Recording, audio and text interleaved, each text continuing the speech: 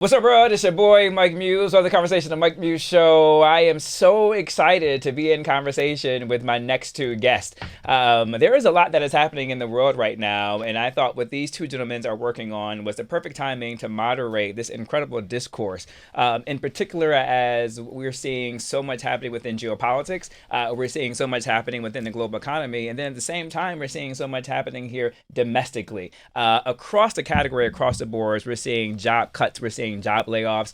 Even at here at SiriusXM, we've seen that. At ABC, we've seen that. You guys all know the places that I work at. We're seeing that. So categorically across the board, we are seeing job cuts. It's all in the effort in order to improve the bottom line and to really improve earnings, right? But what these two gentlemen are working on, in particular, my guest Aren LeeKong is working on, is really placing the emphasis on the worker. And I found that to be extremely fascinating, in particular at a time where we're seeing the idea of quality of workforce. We're seeing conversations around like the economic gap, and in particular, we're seeing conversations around the wage gap, around CEOs, and around the workforce. And so Aren has come up with along with his team and some founding partners, a really, I feel, a creative solution that could help create quality of jobs and help create employee retention, make employees happy. And seemingly what I've been reading and learning about this company with 9 is that when employees are happy, profits go up. And I kind of just want to dig into that. So ladies and gentlemen, without further ado, the incredible Aren LeeKong. What's happening, my friend? Hey, how are you, Mike? How you feeling? I'm doing all right. Good. Put the mic just a little bit closer, man. Okay. Can you hear me? I can hear you, my guy. You having a good day? I'm having an amazing day. Aren, you have an impressive background. I mean, your bio is pretty impressive.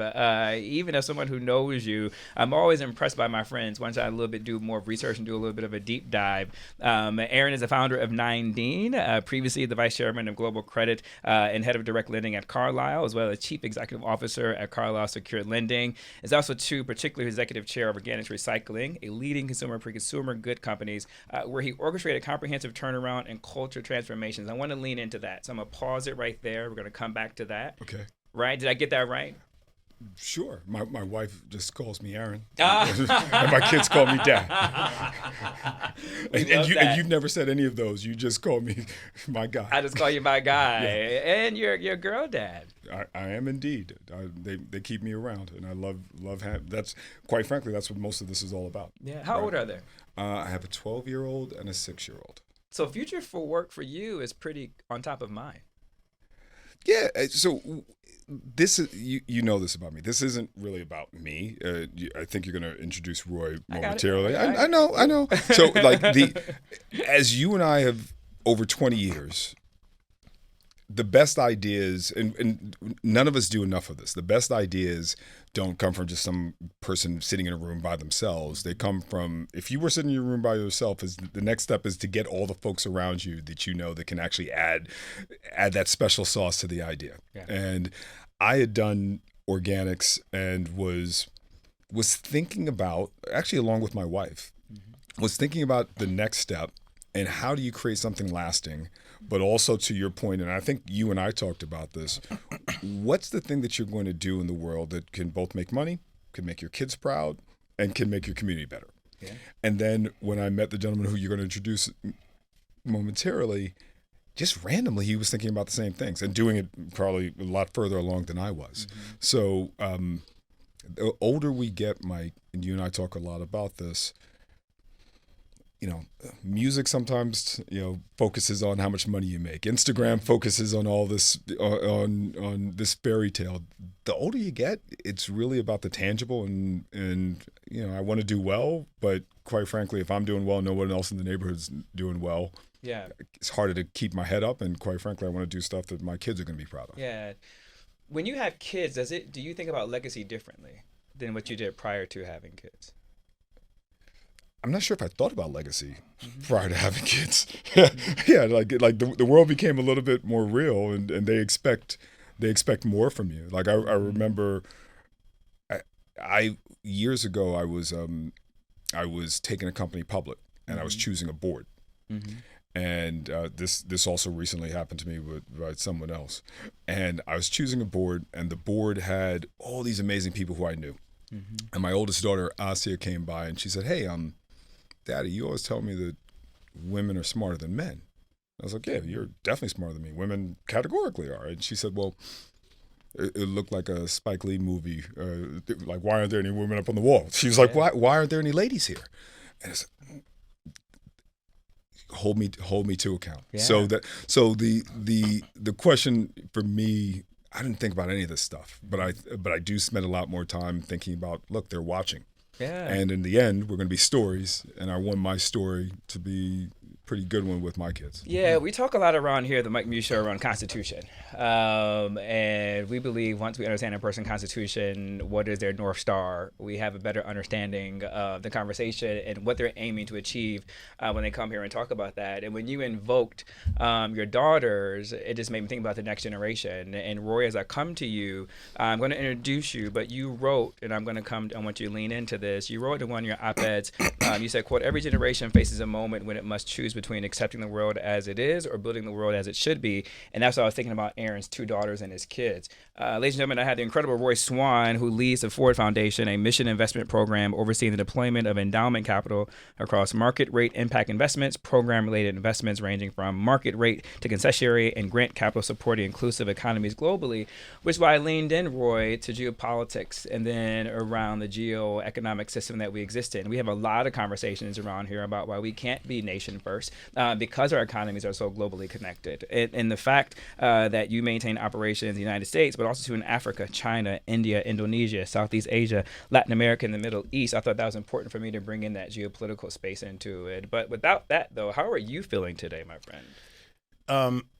I'm feeling great, and I just want to typically start any conversation with a couple things that's very important for you to know about me. One, sure. I'm a preacher's kid. Oh, you're a PK. I'm a PK. We call them PKs around here.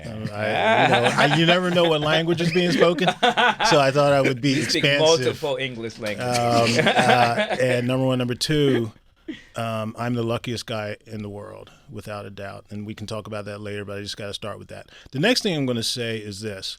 I learned something new about Aren. Yeah. We are kindred spirits for a couple reasons. Okay. One, we're both girl dads. Mm-hmm. I got 2 daughters, 3 sisters, no brothers, no sons, and no complaints. Yeah. I'm happy with that. The second thing I'm going to say is we both married up. Mm-hmm. His wife is smarter than him. My wife's smarter than me. We both are beneficiaries of our wives. Mm-hmm. What I didn't know that we share in common, which is something I say all the time, is women are smarter than men. Mm-hmm. Truly believe that in my heart of hearts. I didn't know we have the same thing going on. I didn't know that was see, we're just, this is like this is the Uncle Roy and nephew Aren show. Yeah. Roy's the only guy who's older than me, and he makes a 50-year-old feel young. So yes. every once in a while he texts me. He's like, "Hey, do you remember this song?" I was like, "Roy, that was 96." Yes, I remember the song. So yeah, and you mentioned Aren's credentials, and I'm going to tell you something else as a little true story, little nugget. I had read his credentials before we met the first time, and I was like, wow, this guy is, I didn't know this. I get to the meeting we have, it's supposed to be a half-an-hour meeting. 15 minutes in, I just said, stop the meeting. I did not know someone like you existed on Wall Street in the investment world, because what you had was a combination of brilliance and heart, which is what we're all supposed to be. Yeah. And that half-an-hour meeting became a 2-hour meeting, became many months of many meetings, and my nickname for Aren is he's the one. Wow. And what I mean by he is the one is he is the guy that's going to help us change capitalism to the way it was originally envisioned. And he's one person. He's got a great team. But if you remember, Margaret Mead said it well, and I know I'm going to get it wrong, but never doubt the ability of a small group of people or one person to change the world, because that's normally how it happens. And I truly believe, and we all believe, that Aren and his team can help make the world a better place. That's a huge statement. Aren, what's your response to that? I'm humbled. Yeah. You know, you put one foot in front of the other. One day you wake up, you're sitting here in this amazing room with you. I've seen your career go from us having cigar walks in Soho 20 years ago, and just like that, you blossomed into this amazing man who's had this amazing career. I've never thought about, with all due respect to Roy, I've never thought about, okay, well, I'm going to go do this. You kind of have to do the same thing every day. You just have to execute. So I'm not the change the world, I would argue to you, I think we all change it. Like if we just execute, if you just come out and do the hard things and don't give up, and you're going to fail a few times, but you still, my wife gave me this quote years ago, I think it actually was from Jay-Z and Rockefeller, and he was like, the crazy thing we did was we didn't quit. Yeah. And so for me, it's an amazing thing, but I can't lose sight. The rest of the team, Allison, Rebecca, Sean, the whole team, they can't lose sight of we just have to do the thing. Yeah. So when I leave here today, I have my emails I have to return, I have my calls I have to do that. Yeah. And if you do that, if you execute the plays, everything else works out. I'm not trying to change the world. I know how to do a very specific thing, and I'm going to do that. And by the way, to Roy's point, once in a while, I also look around and make sure that the people I'm doing it with, I'm not the only one benefiting. Yeah. Audience, I'm going to lean into this a little bit more because, as you know, audience, this is just prime for what it is that we talk about here. And this is why I lean into Constitution so heavily in the beginning, because it's really rare. And that's why I did read your bios. I typically don't read bios, but you're too important now? No. Because sometimes I just like to just dig into it. But I wanted to set the room and really this conversation as people watching with how serious of business titans that you guys are. You guys may not call yourselves that, but how serious of business titans that you guys are, but you still are so mission driven and so heart led, right? And that's rare. And so sometimes when it's rare, it's important that we figure out what the Constitution is. My friend Chanel Hardy always says that the cavalry is never coming to save us, right? And so I've always used that as one of my guardrails and my North Stars. As I talk to the audience, in particular on Wednesdays for the newsroom, at the end of it, I always talk about Mike's movement. And because I get so many calls, like, what can I do? Typically, because everyone typically is waiting for others to save them. And so I've been trying to reorientate individuals to say, how can you save a situation, no matter how big or small? Roy, that's kind of what you're getting to. I always say if you save the goldfish, you can save the ecosystem. We're always so sorry and save the whale that we forget about the goldfish, right? And so you guys are solving what you can in your space and in your world.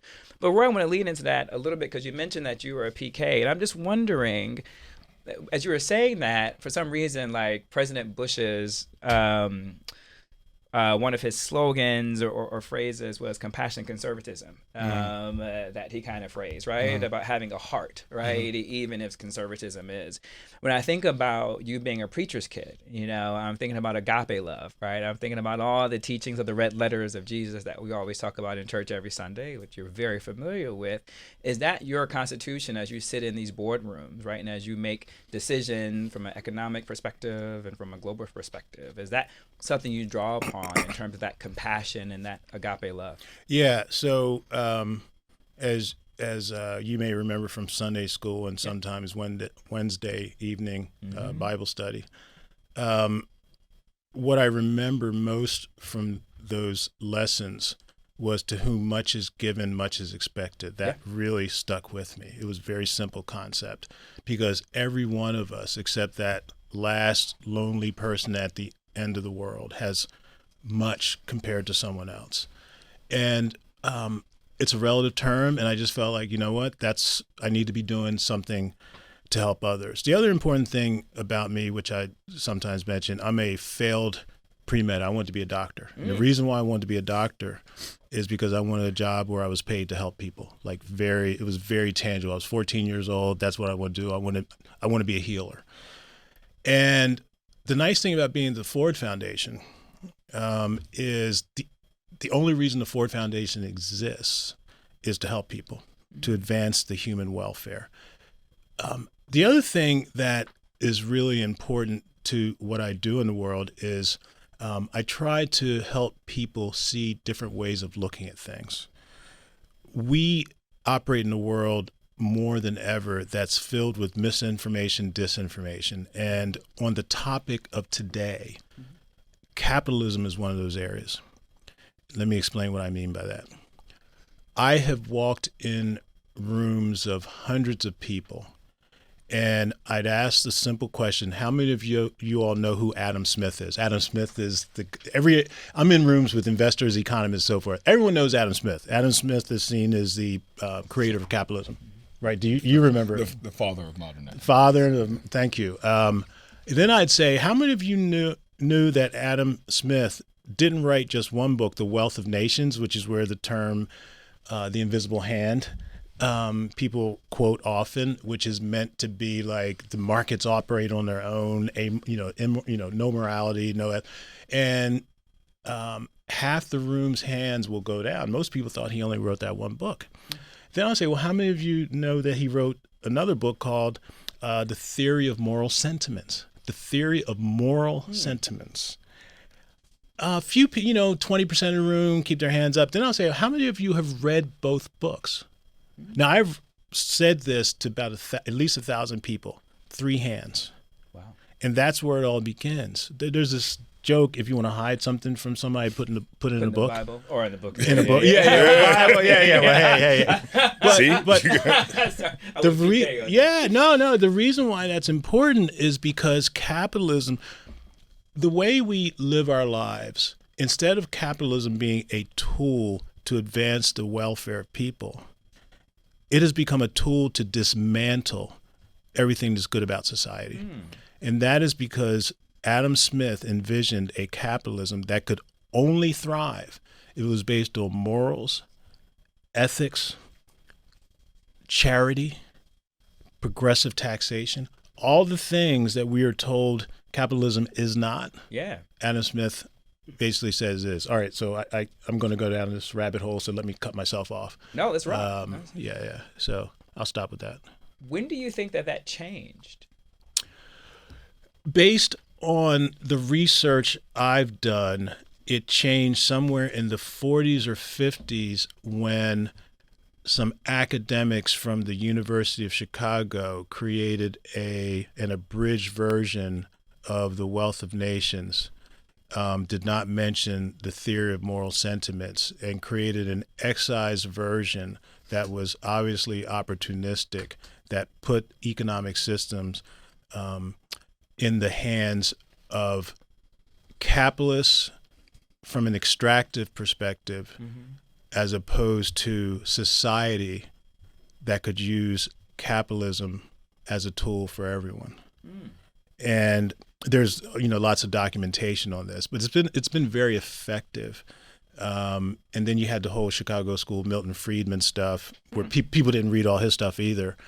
And because there's less awareness about the system that was intended to be, it's become something altogether different. And a big part of my job at the Ford Foundation, there's 3 things I deal with. 3 main things. One is the idea, a lot of people are confused by the fact that foundations, which had endowments, so Ford Foundation has roughly $16 billion. A lot of people think that $16 billion is used for good stuff. And that's not exactly true. 5% of it is given away, grants every year. 95% of it isn't. It's completely separate from the grant-making, mission, charitable, et cetera, et cetera. Ford Foundation is a little bit different, I'll tell you. So a lot of people don't understand that only 5%, in our case, Ford Foundation 6%, which is a big difference, is used for the charitable purpose. The rest is invested without alignment with it. 2, the capitalism thing I mentioned, that people thinking capitalism should be a tool to advance society as opposed to a tool to dismantle. And here's the 3rd thing. This is where Aren comes in. Yeah. For some reason, the workplace has become all too often a battlefield where you have capital executive management on one side, everybody else on the other side, and it's a clash. When instead, everyone should be working together. And research practice shows that when everyone works together, this is common sense. When everyone works together on the same team, when workers are engaged, as opposed to feeling defeated, demoralized, et cetera, companies are more profitable, they're more innovative, they're more productive. And that's where Aren comes in. I wanna hold right there, because as I bring in Aren too, as I was looking into 9D, I was like, wow, Aren, this is revolutionary. It's very counter to what capitalism is. But hearing Roy now just talk about with Andrew Smith and the foundation of what original capitalism was like this moral fabric of society, in some way we lost his way.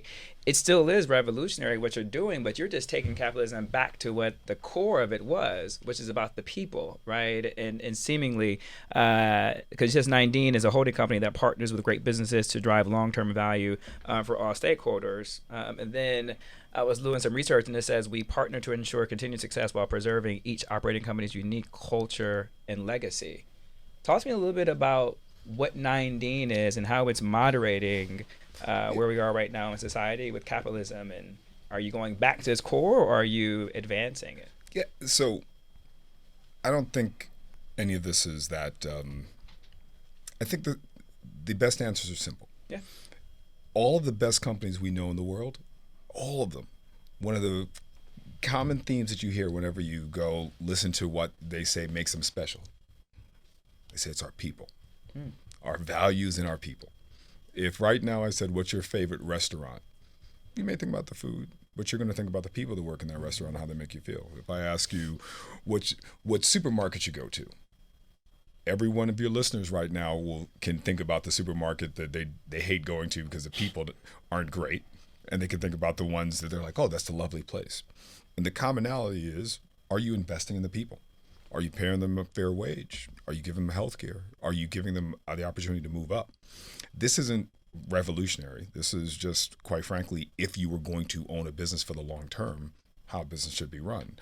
So the only thing that I'm doing differently that Roy and Ford has helped is, and your listeners over time, if they have 401ks and if they have pension plans, over time private equity is going to start seeping into their 401ks and their pensions. What we've done is said, listen, we're going to buy businesses, and instead of flipping them, instead of selling them in 3, 4, or 5 years, we're going to own them for the long term. And owning them for the long term also allows us to invest in the people for the long term. And that is the way that this all works very well. Like, none of us operate, to Roy's point, as just individuals. I'm here as a person because my mother, my grandmother, my Aunt June, my uncle. I'm here because of the old lady who lived across the street, Gwendolyn, who helped. I'm here because of the Catholic Church. I'm not a PK, who actually paid my tuition some months. I'm here because of the SEO program. There's all these things that help you to get where you are. And by the way, all those folks who poured into me then allowed me to pour into community programs. They allowed me to pour into businesses.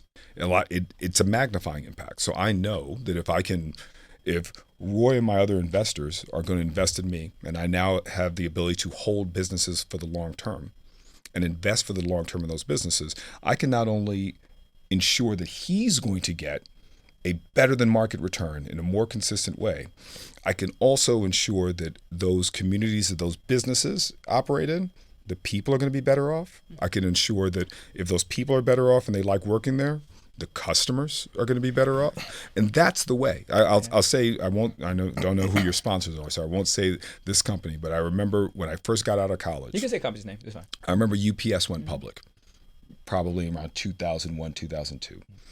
And I was just getting out of college 3, 4 years, 5 years before. And I remember reading about like the UPS millionaires. Mm-hmm. And there were all these regular guys and gals who drove trucks and had worked at UPS for 20 or 30 years. And they'd had great health care. They'd been able to be part owners. And when it was said and done, they actually, they stayed at the company for long enough to see the company go public, and they get paid off for that. So for me, I don't need to own 100%. Owning 100% of zero isn't that fun. I'd much rather own a smaller piece and make the pie larger. So I'm not, whether we did it, and you know my history, whether we've done it at other places, part of the special sauce was making sure that you had the right people and you're incenting them. Yeah. Because if they feel good and they feel like they're being invested in, everything else works. I started smiling, Aren, when you started talking about when the employees are happy, then the customers, that gets transferred to the customers, almost a trickle-down effect. That's literally, I was just talking about this with Starbucks with me. Everybody knows I am addicted to Starbucks, and I do have a Starbucks addiction. But Aren, I had to do. Do you have a Starbucks? Do they sponsor the show? No, they don't. So yeah. That's what I'm saying. This is an honest, data point I'm about to give to you. Okay. I had to do some analysis, like why do I love it, so much? And Roy, what I came to realize was it wasn't so much about the coffee as it was so I went there every day to start my day, and I went to the same coffee shop every day. And when you go to the same coffee shop every day and you engage with those baristas from 30 to 45 seconds to a minute and 15 seconds, that adds up over time. Over 365, that gets compounded. So you begin to have a relationship with these individuals. You know what they're up to over the weekend. You know what's going on in their home life. Some of them are interested in going to school. I've helped some of them give advice on colleges and different career moves that they're making. And so I then became addicted to the human connection that I had, and it was part of my routine, right? Because I was happy. So you're dead on. I didn't even really think about that in connection to what the thesis of 9D is. I'll also tell you, part of the thesis is those people are smart. Yeah. They know how to run the business. So if I'm not talking to them, if I'm not investing in them, then I'm misusing a piece of the resource. There's a business that I bought years ago, and it was a garbage company. And there's a gentleman, my first full day at being at the business, I was acting very confident, thought I had everything on the spreadsheet, knew everything, but didn't know where the bathrooms were. And a young guy named Markel came into my office. It was like 7 o'clock, nobody was there. And he started talking. He's like, I'm going to tell you everything wrong with this place. And he was very young. I said, what do you mean? And he's like, here's all the things that need to change. And Markel spent like 2 or 3 hours that first day I was there in Chicago going through all the things that he thought should change. And no one had listened to him. I can't tell you that Markel was 100% right, but he was probably 99. And everything Markel said, I literally grabbed Markel and I said, all right, well, you're going to help do this. And we changed it. And our customers were better off. The investors, our lenders, were better off. And by the way, everyone thought I was a genius. Nope, that was Markel. And the only reason I was able to figure out how to turn this business around is that I got off my butt from New York, went out to Mokina, Illinois, and Markel said, let me change this. So this isn't brain surgery. I'm running businesses. Just being clear, as Roy said, it's capitalism. I'm here to make money. I have to return a great return for my investors. But part of that is I need to make sure that I have the best people in the world and I'm sending them. And by the way, that feedback loop, make sure it makes everyone better. But I feel like this is the antithesis of what I know private equity firms to be. When I think about private equity firms who come in, I always think that they're there to acquire, they're there to slash and cut, just to resell, right? And I think about when management consulting firms come into businesses, right? I always think about how can we cut 5% of the budget, right? How can we cut X amount of percentage of the workforce? This seems to be a repeating theme that I continuously keep having, which is why when I was talking to you, I heard about 9D and I was like, whoa, this seems to be the antithesis of what's actually happening right now in society. So how is it different? Am I wrong, or is it what you're doing something unique in this position in this case? So Roy, because of his business, sees way more PE firms than I ever will. I've worked at 1 or 2. I think the few things that are different are, one, we are set up not as a fund. We're set up to own our businesses forever. So that allows us to invest in our businesses and to make strategic decisions as if we're going to own it forever. 2, we're set up to pay out dividends. PE funds, the goal is to incentivize our investors in a manner so that they are aligned with us. They're making money as we're making money. The points that you're raising on how to treat people, I'm not here to say what firms do and don't, and lots of firms are moving in our direction. The reality is, part of Roy and when we were debating and thinking, and I was pitching him on this, part of the conversation, part of the reason we're here, because you know how much I love media. Part of the reason we're very satirical. I'm shocked. Part of the reason we're here is the last question. I don't think, and he doesn't think, that this is that groundbreaking. We think that if everyone changes their model a little bit, everyone wins. So part of my business model isn't just so we're the only ones doing it. Part of my business model, and part of the reason we're here, is okay, well, once folks realize, oh wait, you can actually have longer term capital, investors are willing to do that, and the quid pro quo is, oh wait, we're going to give you longer term capital, we want more alignment to make sure we're making money, but the reason we're giving you longer term capital is so that you treat them better. Mm-hmm. So I can't say how I'm different. That's what we're trying to do, and that was always part of the ethos. And just me as a person, you know me. It's very hard for me to act like I didn't grow up on Dina Nostrand. Mm-hmm. So, and it's very hard for me to forget all the people that helped, and therefore, to whom much is given, much is expected. So that should be the tagline for 9Dean. It's okay, we can all make money together. Let's figure it out. Yeah. Well, Roy, come in here with this one, because since Aren said you see a lot more at scale of PE firms than he does, mm-hmm. I'm not in the rooms that you're in, but just as an American citizen, as a consumer, as someone who just looks at this stuff, that's why what I see private equity firms to be, and I'm assuming a lot of my audience members sees the same thing too as well.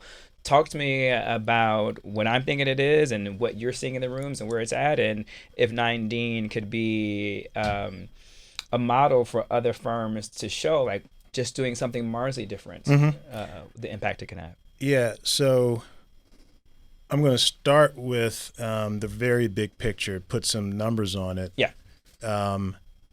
This notion of employees being demotivated, disengaged, is Gallup or Pew, I can't remember which one, estimates that anywhere from 70 to 80% of employees around the world are disengaged from their employers. And of that number, a quarter of them, I think, is called actively disengaged, which mm-hmm. is the same as sabotage. Mm-hmm. The cost is anywhere from $8 trillion to $9 trillion across the globe, $600 billion in the U.S. Mm-hmm.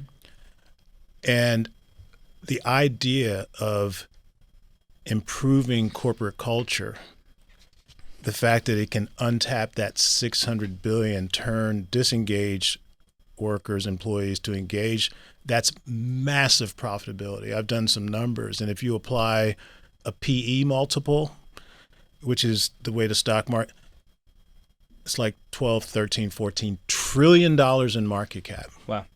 So if you think about a company that works to engage its workers, you got innovation, you got productivity, you got profitability. Now, the problem with the PE, the private equity firm model, and the reason why we are doing a holding company, great corporate culture is the foundation for the best companies.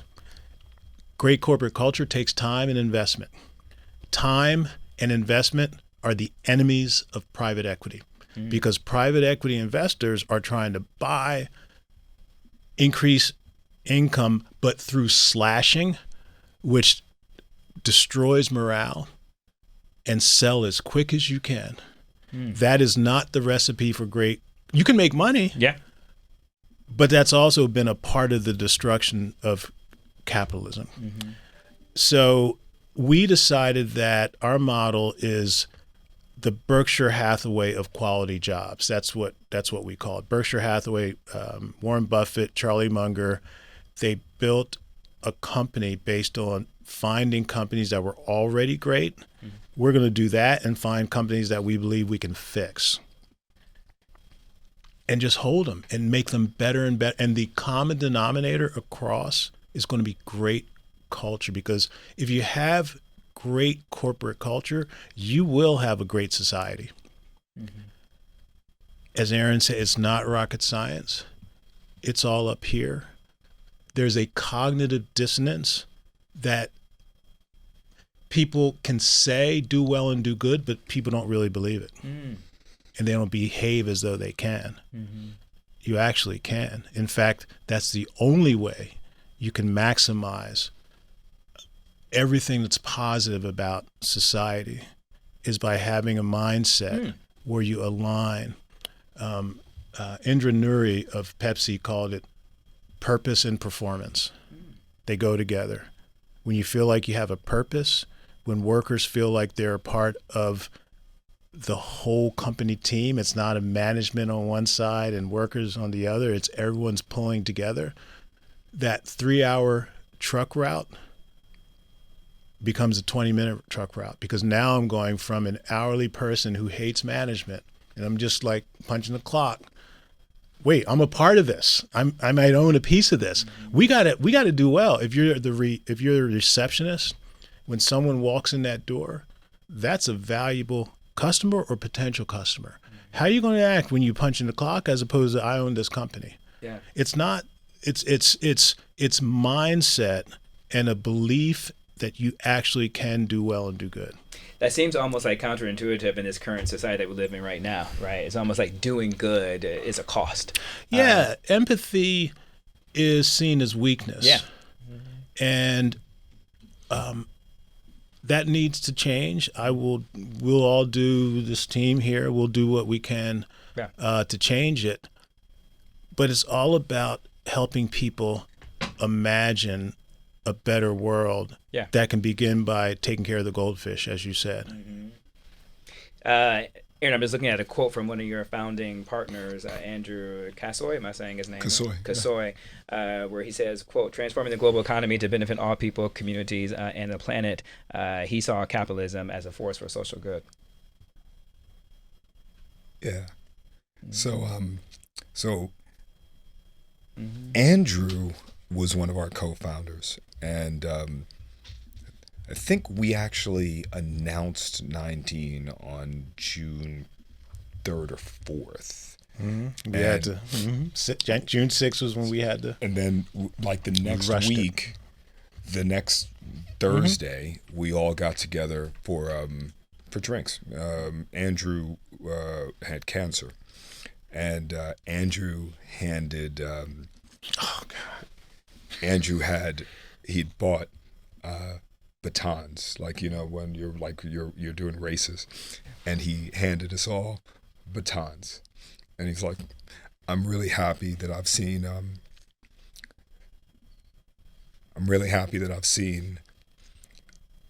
this come to fruition, because he was one of the founders of B-Lab, and in the initial, I think it was sort of the initial statement of 2005. He said, hey, you don't just need B-Lab, you need a holding company so that you can actually execute on this.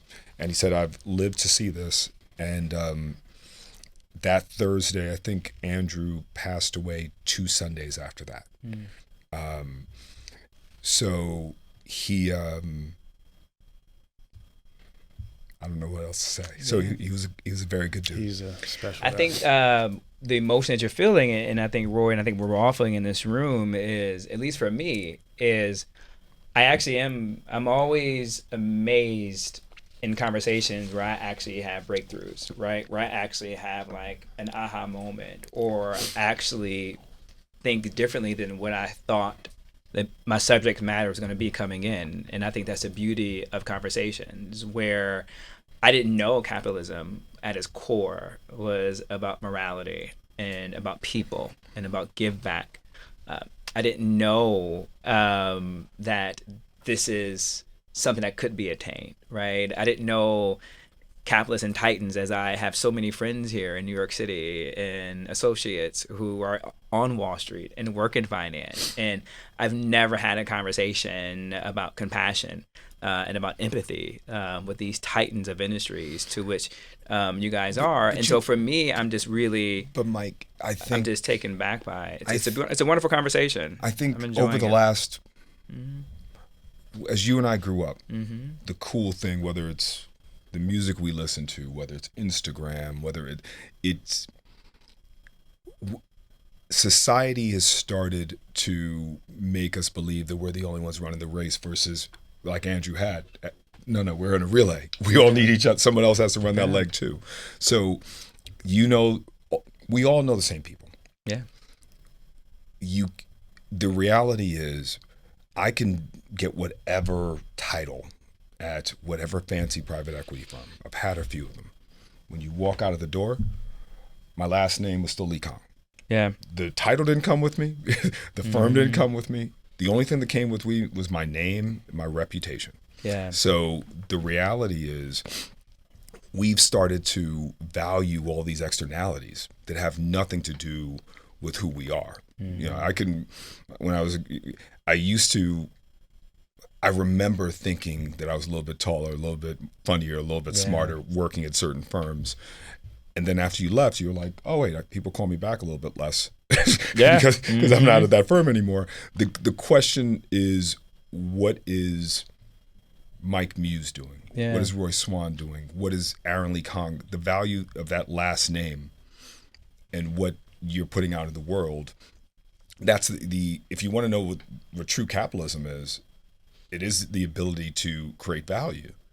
And I view me being able to make money, whether I work at a firm or whether I'm just out here. Yeah. That is my measure. And if I can do it, I need to be able to also help other people to do that. Yeah. Because, by the way, let's be clear, you work at SiriusXM. The reason you work here is because you're valuable. Sorry, higher ups who are listening to this. The reality is, you represent some value to the firm. Otherwise, and actually, it's so much that they can actually take a lot of it and give you a little bit of it. And for me, I know the value's there, and I'm just making the bet that the more that we can provide, and by the way, I don't know if that's, in each company it may be different. Some companies it may be healthcare, some companies it may be providing equity in the company, some companies it may be paying a fair wage, some companies it may be allowing folks to have different jobs and moving up the ladder. But the more we can pour into those companies and increase the pie and give them a little bit more of that, the more all of us wins. I need to make sure that your last name is worth more. And that, by definition, allows all of us to make more money too. Yeah. I couldn't think of a better place to stop the conversation right there. And I just think that we can go on and on. That means you guys just have to come back again to talk about it. But I think where we landed is right there, Aren, because you say something very poignant.